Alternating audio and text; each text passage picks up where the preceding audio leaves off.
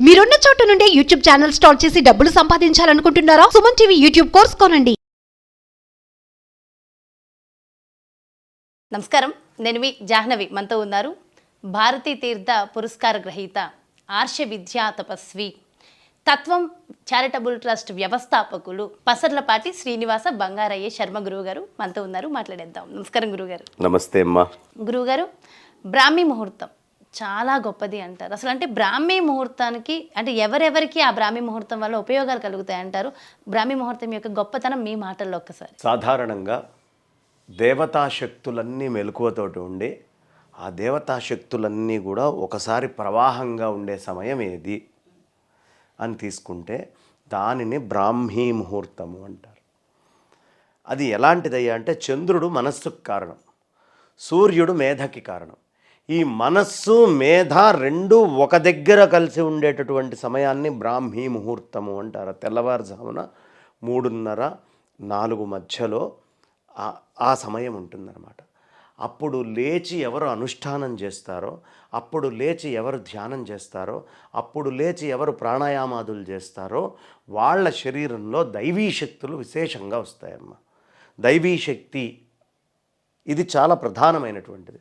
ఏంటంటే శరీరము శక్తులు ఇవన్నీ కనిపిస్తాయా పెడతాయా అంటే మొన్న కరోనా వచ్చింది.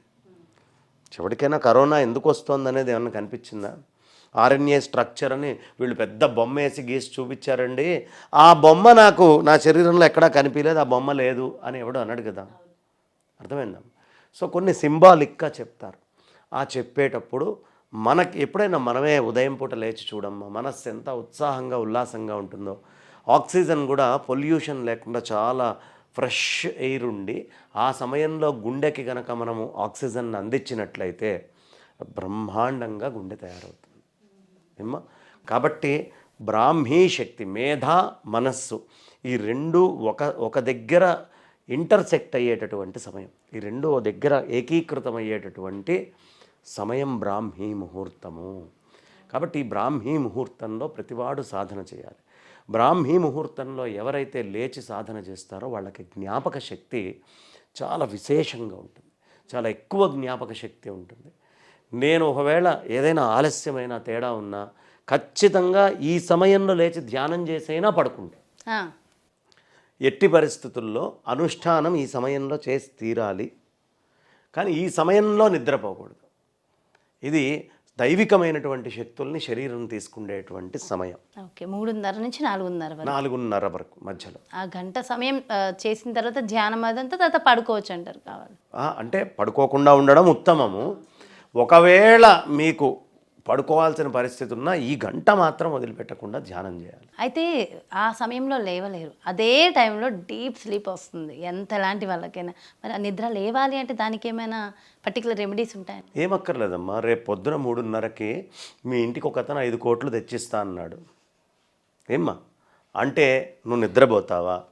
అసలు నిద్రపోవు. ముందు దేవుడి సంగం 3:30కి లేవడం దేవుడికి ఎరక. కరెక్టేనా? నీ లోపల ఆ తపన అది పొందాలి అనేటటువంటి దృఢ సంకల్పం ఉంటే ఖచ్చితంగా లేస్తాడు. లేవలేకపోవడం అంటే బద్ధకము, దాన్ని తమోగుణము అంటారు. సత్వగుణం కావాలి అనుకున్నప్పుడు తమోగుణాన్ని వదిలిపెట్టాలి కదా. నేను పెద్ద ఎత్తులేట్ కావాలండి, నేను మంచం మీద నుంచి లేవను, ఏం చేయమంటారు అంటే కాలేడు. దానికి తగ్గటువంటి ఎఫర్టు, కృషి, కష్టము అన్నీ చేస్తేనే ఆ ఫలితాన్ని ఎవడైనా పొందుతాడు. అలాగే ఇది కూడా. దీనికి రెమెడీ ఏమిటి అంటే పొద్దున్నే సూర్యనారాయణమూర్తి చంద్రుడికి మధ్యలో ఉన్న ఈ సమయము నా శరీరానికి అవసరమైనటువంటి మహత్తరమైన శక్తులు. ఇది నేను ఒక 10 కోట్లు నేను ఒకడికి కడితే నాకు వచ్చినటువంటిది అని అనుకుంటే వాడు 10 కోట్ల రూపాయల ఫీజు నేను కట్టాను అని లేచి పొద్దున్నే వాడు సిన్సియర్గా చేస్తాడు. ఫీజు ఏమీ లేదు కదా, ఫ్రీగా ఉందని నిద్రపోతున్నారు జనాలు. ఆ సమయంలో ముఖ్యంగా చేయవలసిన ప్రాణాయామం ఏమంటారా? పూజ ఇలాంటివి కూడా ఏమని? యమ, నియమ, ఆసన, ప్రాణాయామ, ప్రత్యాహార, ధారణ, ధ్యాన, సమాధి అని అష్టాంగాలు ఉంటాయి. ఫస్ట్ యమము అంటే ఎదుటి వాళ్ళని ఎవరిని ఇది పెట్టకుండా ఇంద్రియాలు నిగ్రహణ చేసుకొని ఇతరులను అడగకుండా చాలా జాగ్రత్తగా అక్కడి నుంచి మనస్సును నియంత్రించుకొని అక్కడి నుంచి మంచి ఆసనం మీద కూర్చొని ఆ తర్వాత ప్రాణాయామము అనేటటువంటిది సాధన చేసి ఆ తర్వాత ఆ పరతత్వాన్ని ధ్యానము చేసి దాన్నే ధారణ చేసి అలా పరతత్వము నేను అభేదము అనే స్థితికి వెళ్ళేదాకా సాధన చేస్తూనే ఉండాలి. ఇది మెట్టు మీద మెట్టుగా ఉంటుందమ్మా. అది ఆ క్రమ పద్ధతిలోనే చేసుకుంటూ వెళ్ళాలి. ఇవాళ రేపు చాలా రకరకాల, మీరు ఈ క్రియ చేశారా, ఆ క్రియ చేశారా, మీరు క్రియాయోగం చేశారా అంటారు. కానీ అవన్నీ కూడా ఒక క్రమ పద్ధతిలోనే వెళ్ళాలి. ముందు యమము చేయాలి, ఆ తర్వాత ఒక నియమము ఏర్పరచుకోవాలి, ఆ తర్వాత ఆసనము అనేటటువంటిది, అంటే ఎలా కూర్చుంటున్నాను, ఏ ఆసనం, ఎటు దిక్కుగా కూర్చుంటున్నాను, ఏం ఆసనం వాడుతున్నాను. ఆ తర్వాత ప్రాణాయామాల్లో చాలా రకాలు ఉన్నాయి. అర్థమైందమ్మా. ఆ ప్రాణాయామాల్లో దగ్గర దగ్గర 72 ప్రముఖమైన ప్రఖ్యాతమైన వెరైటీ రకాలు ఉన్నాయమ్మా. ఆ రకాల్లో ప్రాణాయామాన్ని ప్రయత్నం చేయాలి. ఆ తర్వాత ధారణ చేయాలి. ఆ ప్రాణాయామం చేసిన తర్వాత ధ్యానము చేయాలి. ఆ తర్వాత సమాధి స్థితి వస్తుంది. ఆ 1 అవర్ కూడా ఇది ఎంతో కాలం పట్టదమ్మా. శ్రీశైల శిఖరం దృష్ట్యా అని ఇంతకుముందు మనం చేసామే కార్యక్రమము. ఆ శ్రీశైల శిఖరము అనేది ఈ 6 నెలలు సాధన, ఒక 6 నెలలు సిన్సియర్గా సాధన చేస్తే వచ్చేస్తుంది. సో చాలామంది చెప్తూ ఉంటారు, బ్రాహ్మీ ముహూర్త సమయంలో లేస్తే కనుక ఉద్యోగంలో ప్రమోషన్స్ వస్తాయని, వ్యాపారంలో అభివృద్ధి ఉంటుందని. అంటే దీనికి బ్రాహ్మీ ముహూర్తానికి ఇదేనంటారా సంబంధం? ఇప్పుడు ఒక చిన్న విషయం చెప్తామ్మా. నువ్వు ఒక టెంక నాటావు భూమి లోపల. దేనికోసం నాటావు మామిడి టెంకని? మామిడి టెంక ఎందుకోసం నాటుతాడు ఎవడైనా? ఎందుకు పెడతాడు? చెట్టు కోసం. చెట్టు కోసమా? ఇంకో మామిడి పండు కోసమా? ఇంకొక మామిడి పండు కోసమే. నువ్వు పండు కోసమే. కానీ ఓ చెట్టు వస్తుంది, దాని మీద చిన్న చిన్న చీమలు, పక్షులు, జంతువులు బస ఉంటాయి, ఆకులు వస్తాయి, మంచి సువాసన వస్తుంది, ఇంటి ముందు అలంకరించుకోవడానికి మామిడాకులు దొరుకుతాయి, అక్కడ నీడ వస్తుంది. మరి ఇవన్నీ కావాలని నువ్వు పెట్టలా చెట్టు. మామిడి పండు కావాలనే నువ్వు చెట్టు పెట్టావు.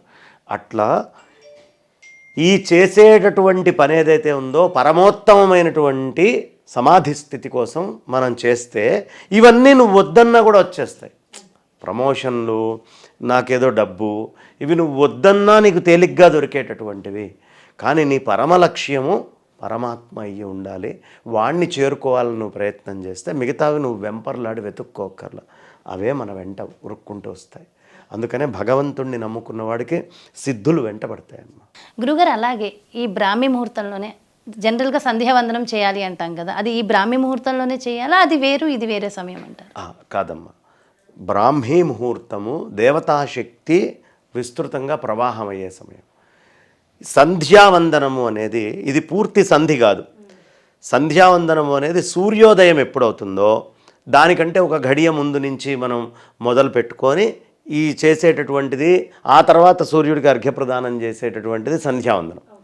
బ్రాహ్మీ ముహూర్తం కేవలము దేవతాశక్తుల్ని లోపలికి తీసుకోవడం కోసం వాడేటటువంటి అద్భుతమైనటువంటి అమృతమయమైనటువంటి కాలం. అంటే సూర్య నమస్కారాలు అవన్నీ కూడా సూర్యుడు ఉదయిస్తున్నప్పుడు చేయవలసి. సూర్య నమస్కారాలు కావాలంటే చేసుకోవచ్చు. ఇప్పుడు యమనియమాసన ప్రాణాయామ ప్రత్యాహార ధారణ ధ్యాన సమాధుల్లో ఇవి వస్తాయి. సంధ్యావందనం అనేది అర్ఘ్యప్రదానం సూర్యుడికి వదిలేది మాత్రము సూర్యోదయము ఏదైతే పంచాంగంలో, ఎందుకంటే చలికాలంలో వేరుంటుంది సూర్యోదయం, ఎండాకాలంలో సమయం వేరుంటుంది, ఉత్తరాయణంలో వేరుంటుంది, దక్షిణాయనంలో వేరుంటుంది.